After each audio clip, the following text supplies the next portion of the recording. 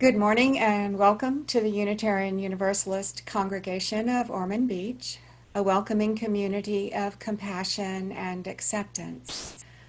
I am Ludi Goodson and I invite you to our virtual service this morning. The in-person discussion group and worship services usually held in our building have been suspended until further notice.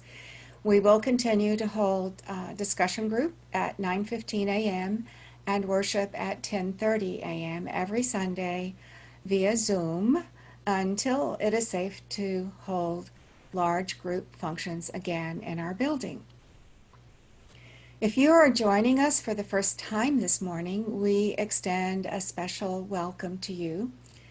We invite you to stay on the Zoom meeting after the service concludes, when many in attendance enjoy a bit of conversation with each other. And we would enjoy meeting you if you would like to introduce yourself at that time. We also invite you to see our website at uuormond.org and look for the welcome button under the picture of our minister, Reverend Kathy. And there you will find out how to get further connected with our congregation and learn more about Unitarian Universalism. Now on to announcements for the good of our community.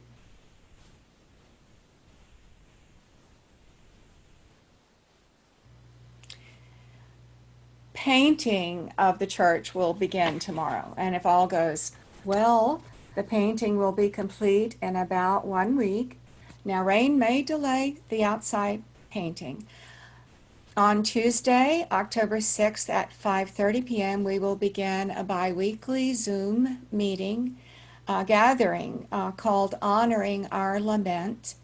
And all are welcome to join in naming the challenges, the sorrows, the worries, and the cares that these unprecedented times bring into our lives. And you can just see the October jotter for more detail. Now, here's a question. Do you have concerns about mailing in your ballot? Mail-in ballots may be delivered early during early voting and placed in a secure ballot box at specific locations. Now, many sites have drive-up services, but the mail-in ballot box collection is not available on November 3rd, Election Day. Now, volunteers have offered to come to your home and pick up your mail-in ballot and deliver the ballot to an early voting site. If you find that you have waited until Election Day to deliver your ballot, the ballot must be delivered to the supervisor of elections in DeLand. Volunteers will do this as needed. They are Catherine Neal and Tom and Julie Hilburn, and their phone numbers are in the directory. In the absence of a physical passing of the offering basket at this time, we invite you to make any smaller donations in honor of our virtual worship services or in financial support of the congregation through our PayPal donation button on our website. Now, for larger donations, we like your pledge payments. We invite you to send checks to the church using our 56 North Halifax Drive mailing address.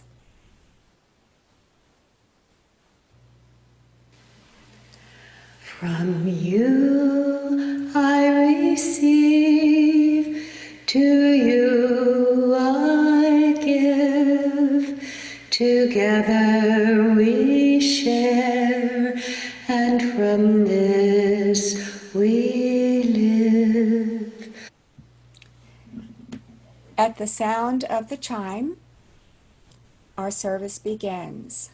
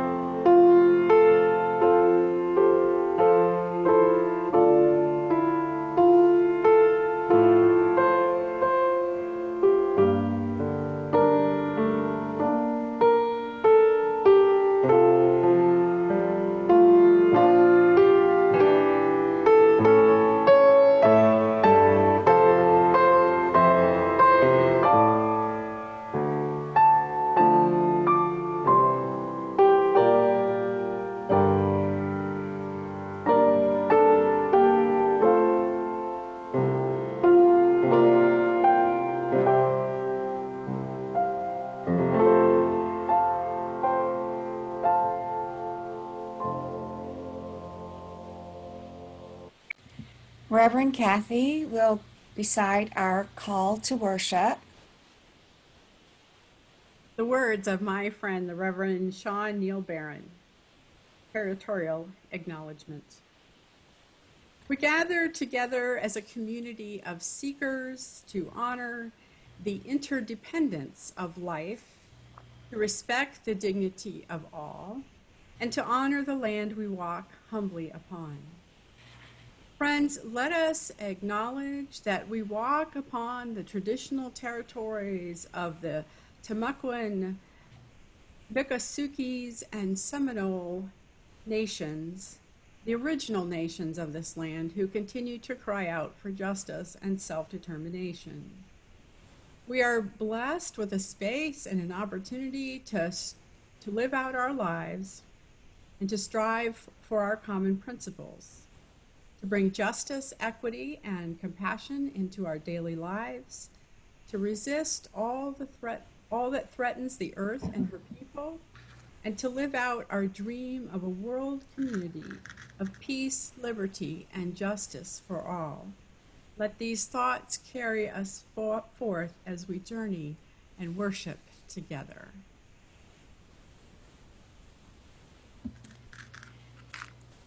As I light this chalice at home, I invite you to light a chalice if you have one nearby. I light this chalice, a single flame, which I hope kindles many hearts this morning. Let this flame unite us in virtual community and remind us of each other's presence as we worship from many singular rooms. Let this flame inspire us in faith and courage to face these difficult times. And let this flame be our guide in making sense of a chaotic world.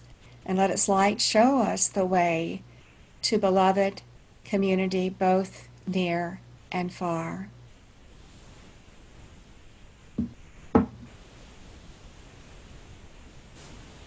Please join me in reciting our congregational covenant.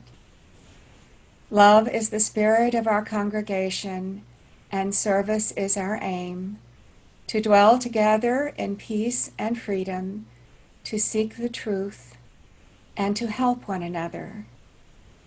These are our goals.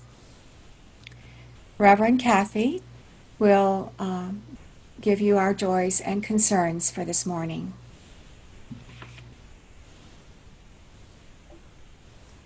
Good morning. Joyce and Bruce Nelson want to thank Cliff Jackson, who came to their aid earlier in the week on Wednesday when their car battery died. Joyce said that their road service was very impersonal and poor communicators due to COVID. The Nelsons wish to give many thanks for their loving friends. And Dan Kerr reports that his brother Jerry was moved from Port Canal Rural Hospital to Addington Place this week. They immediately changed his medications. He's resting and functioning much better. His appetite has improved, and he's made some friends, including a fellow Navy veteran. Jerry is under quarantine for the next couple of weeks. The only downside is that he thinks he's in a hotel, and he still does not recognize Pat, his wife, or Dan as his brother. And for all the joys and concerns which remain silently on our hearts this morning, will you pray with me? Spirit of life and love, bless us this day with the understanding that joy and woe are woven fine, that whosoever brings us tears also brings us great joy, and that the hours before dawn are often the darkest. Spirit of life and love, bestow upon us the peace which passes our understanding, so that faith, hope, and love may fill our hearts and still our worrying minds. Spirit of life and love, in this difficult time, bid us to strive for our best selves each day, and let our striving be for justice, equity, and compassion in our human relations, and inspire us to create beloved community in ever-widening spheres. Spirit of life and love, we give thanks for this precious day and for all that is our life, for we know that our life is a gift freely given, unbidden, and unearned, we give joyous praise for this, our one precious life. Amen. Amen. Please sing along with Spirit of Life, recorded and performed by Janet Strumpus.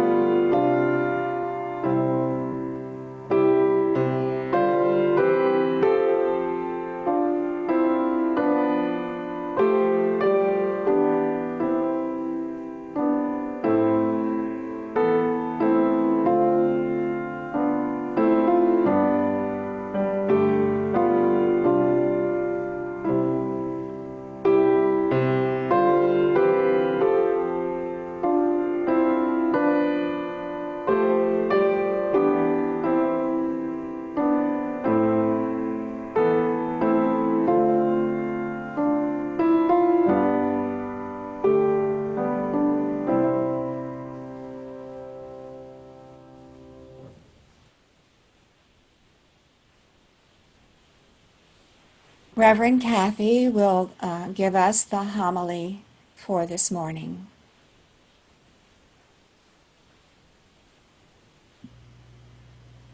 Good morning, all. I'm now going to share my screen.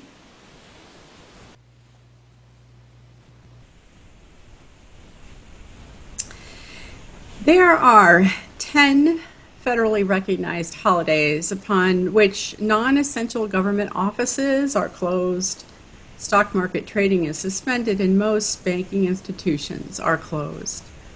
Columbus Day is one of those 10 and falls on the second Monday in October. Columbus Day commemorates the date upon which Christopher Columbus, the 15th century Italian explorer, first set foot upon the Americas. Actually, it was an island on what is now known as the Bahamas. The date was October the 12th, 1492. How clearly I remember the grade school ditty. In 1492, Columbus sailed the ocean blue, and then something about the Nina, the Pinta, and the Santa Maria. The near sainthood of the explorer to which we as children were compelled to pay homage was not to be taken lightly. Columbus discovered America. We as citizens of the United States owed everything to this brave explorer. Actually, what we owe our allegiance to is the doctrine of discovery, but that concept was a little advanced for my second grade class.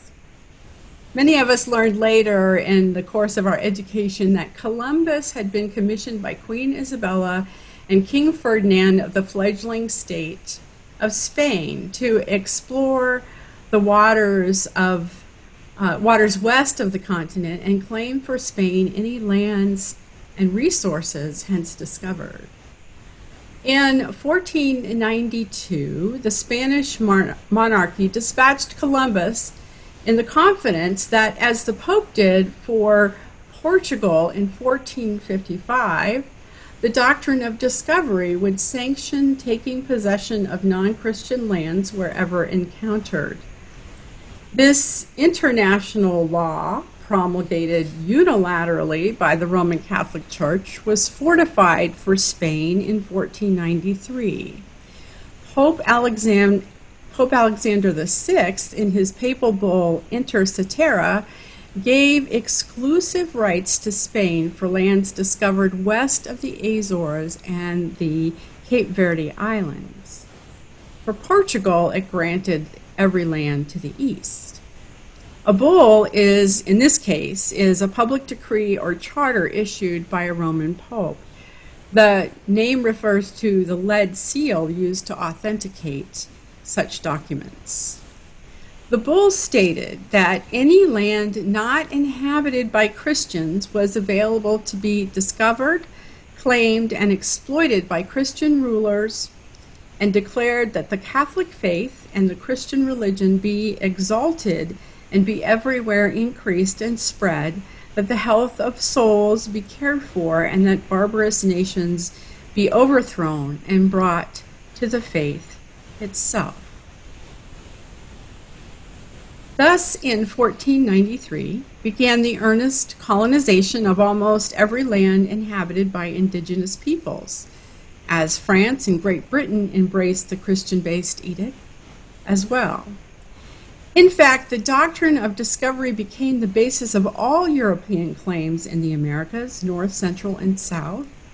Later, it would become the impetus for U.S. expansion into the Western territories and the further confiscation of lands occupied by Native peoples. As late as 1823, U.S. Chief Justice John Marshall's opinion in a unanimous decision held that the principle of discovery gave European nations an absolute right to New World lands. In short, the Supreme Court held that American Indians had a right of occupancy only, which could be abolished. We know the upshot of the doctrine of discovery in the history of our own country. 300 years of American Indian wars, the Trail of Tears, the massacre at Wounded Knee. Yet how often do we look at our history in this light? The saga of how the West was won, romanticized to the point of mythology, has obscured the reality that our present-day living in this country rests, in part, upon theft, assimilation, and genocide. In the past several decades, the world has started to wake up to what I refer to as the wrong-headedness of the doctrine of discovery. In 1982, Spain and the Vatican proposed that the year 1992 be proclaimed by the United Nations as the 500th anniversary of the European discovery of the Americas, in which the gifts of Christianity and civilization were bestowed upon indigenous peoples. Now, at this time, upon this proposal to celebrate colonialism, all African delegates walked out of the meeting. Remember that the 1455 Papal Bull granted Portugal the right to exploit the African continent. The African delegation returned to the meeting in 1982 with an impassioned plea not to celebrate the doctrine of discovery. In the end, the UN instead recognized a decade-long tribute known as International Indigenous Peoples Day, starting on August 9th, 1994. Since that time, there has been a growing awareness of and a sentiment for the need to protect the human rights of indigenous peoples, not only in the United States, but worldwide. Columbus Day is no longer consistently observed across the U.S. Several states, including Florida, do not observe it. Several other states, including Alaska, observe the second Monday in October as Indigenous Peoples Day. The World Council of Churches came out in support of the human rights of Native and Aboriginal peoples by disassociating themselves from the doctrine of discovery. The Episcopal Church, as well as other Protestant religions, denounced the doctrine as well. In 2012, the Unitarian Universalist Association resolved to repudiate the doctrine of discovery as a relic of colonialism, feudalism, and religious, cultural, and racial biases, having no place in the modern-day treatment of indigenous peoples. The resolution further resolved to eliminate the doctrine's presence in contemporary policies, programs, theologies, and structures of the Unitarian Universalism faith tradition, and it invited Indigenous partners to a process of truth and reconciliation.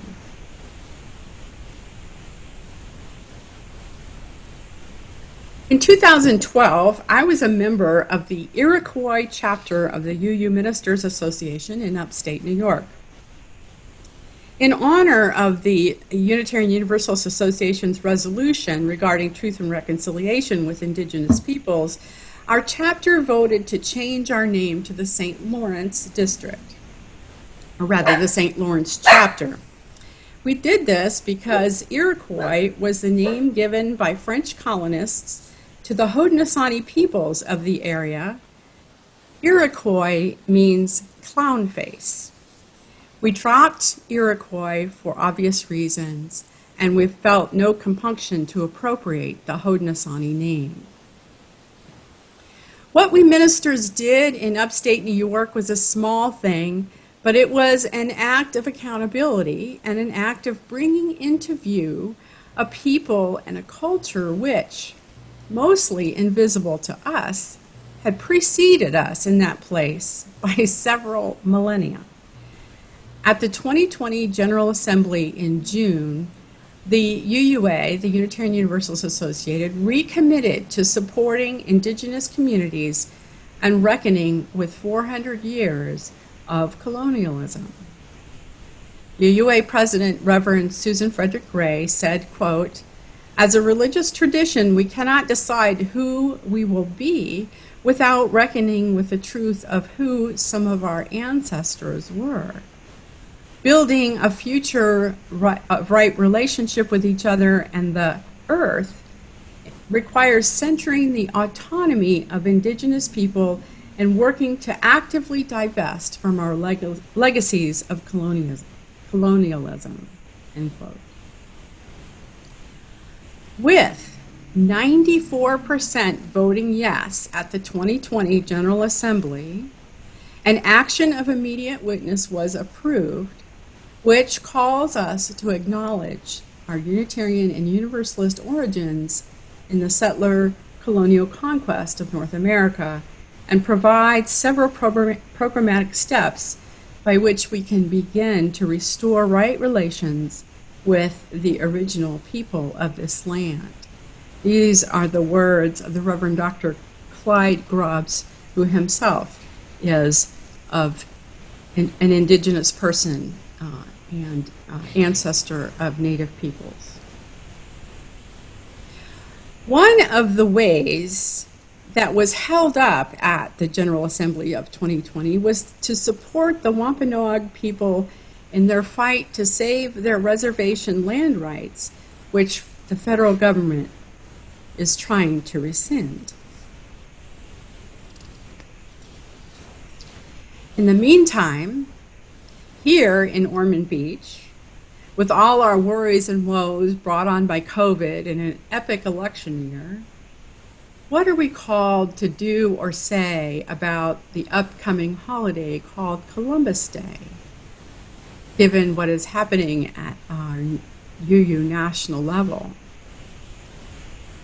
I would invite us at least to inform ourselves as to who preceded us in living in this paradise. Most of you probably know that the Indigenous people of the area were the Timucuans, so named for the language they spoke, and also known as the Tomoka Indians. Archaeologically, these people are, or were, of the St. John's culture. Their artifacts are consistent in an area stretching from the mouth of the St. John's River to its head near Cocoa Beach and west to Sanford, Deltona, and Lake George. From the 5th century BCE, the Timucuans had a stronghold called Nokoroko, which was situated in what is now Tomoka State Park. Spaniards who settled in St. Augustine described the Timucuans as tall and tattooed. They consumed mostly what could be harvested from the waters, fish, shellfish, oysters, and from the land, nuts, berries, cabbage palm, and amaranth. They were not dependent on cultivated produce such as maize. The most visible evidence of the Timucuans today are their burial mounds, which can be found in Ormond Beach, New Smyrna Beach, as well as other locations. When the Timucuans encountered the Spanish in the 16th century, they were quickly decimated by disease and enslavement. Their culture is now extinct. As they dwindled, the Creek and Seminole peoples moved in from the panhandle of Florida in the 18th century. There are two federally recognized indigenous tribes in Florida, the Miccosukee and the Seminoles. To escape relocation by Andrew Jackson in the Trail of Tears, the Seminoles fled to the swamplands and made the Everglades their home. Today, there are several reservations in Florida. In the Everglades, they work in earnest to preserve its delicate ecosystem and water quality. They number about 5,000. They run the largest cattle operation in the U.S. And something I didn't know is they own the Hard Rock Hotel and casinos. As suggested by author Patricia Wickman, let us bring the Seminoles and all indigenous peoples of today in our country into our focus, not as victims of destruction, but as a miraculous people who survived the doctrine of discovery and colonialism. Let us celebrate, support, and resist with indigenous peoples any contemporary efforts to deny them their human rights and their rights to the lands they now occupy. Let us reimagine our history, culture, and society that is inclusive. And that means standing with the Lakota as they successfully fight an oil pipeline running through their land. Not without consequence, though, not without injury, personal injury, not without many arrests, almost 500 arrests. Our commitment as Unitarian Universalists call us to stand with indigenous peoples in resisting corporate greed and honoring treaty rights.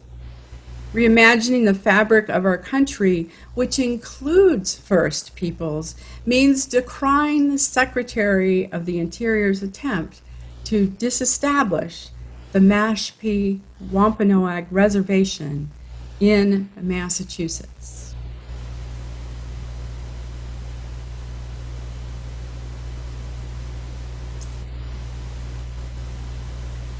I forgot to show you some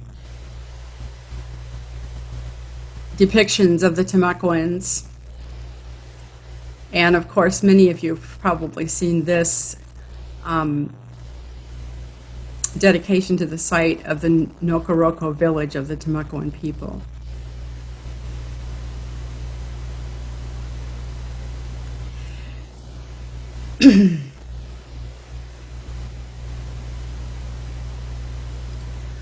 No matter whether we call it Columbus Day or Indigenous Peoples Day, let us relearn our national history and work to turn our world around by imagining what beloved community looks like on October the 14th. Let us imagine not a melting pot or a white nationalism, but a country upon which many lived and died and had their being and gave of themselves to be where we are today. Let us turn the world around.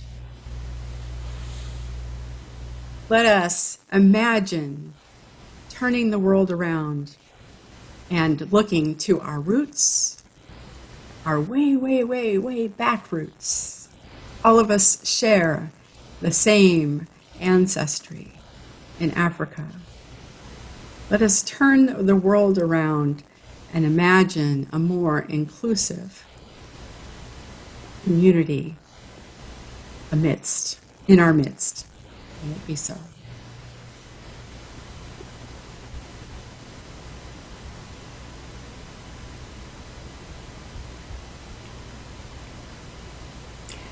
For our musical interlude, we have Turn the World Around, performed by our UU choir. We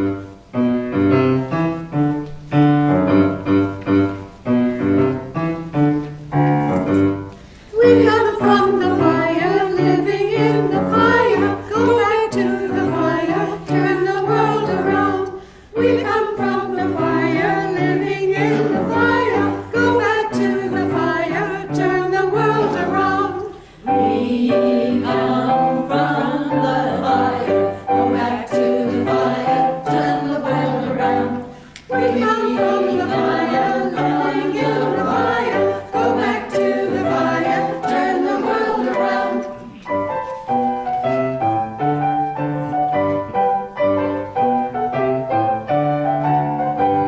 We come from the water, living in the water. Go back to the water, turn the world around. We come from the water, go back to the water, turn the world around. We come from the water, go back to the water, turn the world around.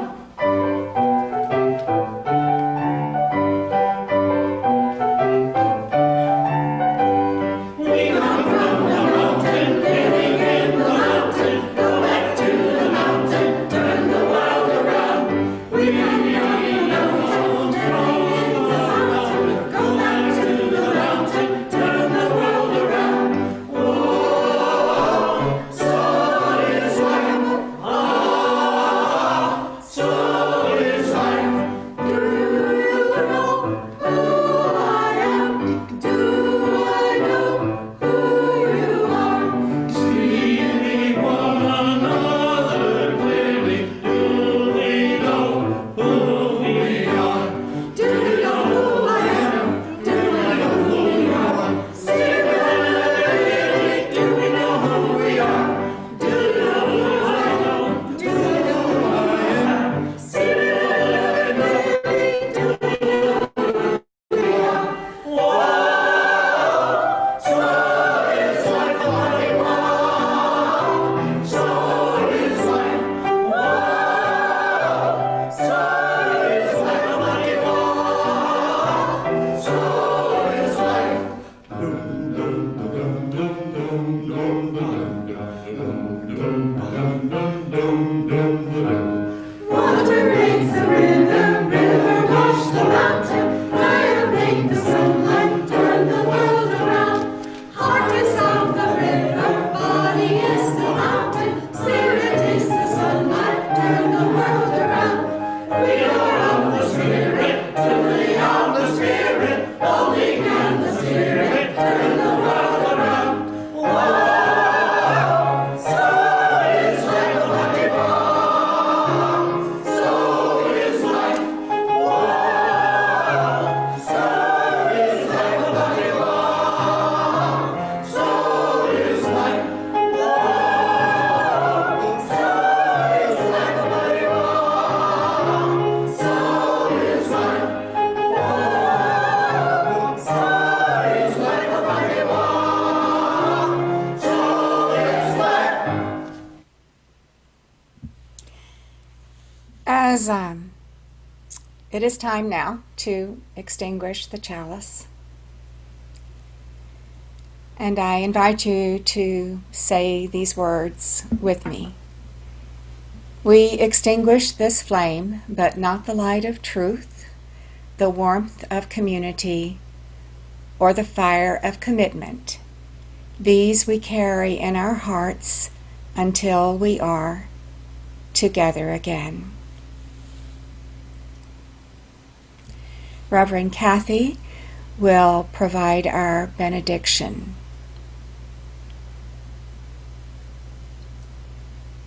Fitted for This Day by the Reverend Kimberly Quinn Johnson. We are the ones we have been waiting for. We are not perfect, but we are perfectly fitted for this day. We are not without fault, but we can be honest to face our past as we chart a new future. We are the ones we have been waiting for. We may be bold and courageous to chart. May we be bold and courageous to chart that new future. May we have faith in a future that is not known. We are the ones we have been waiting for. Go in peace, friends. For our postlude, we have Go Gently, performed by Janet Strumpus.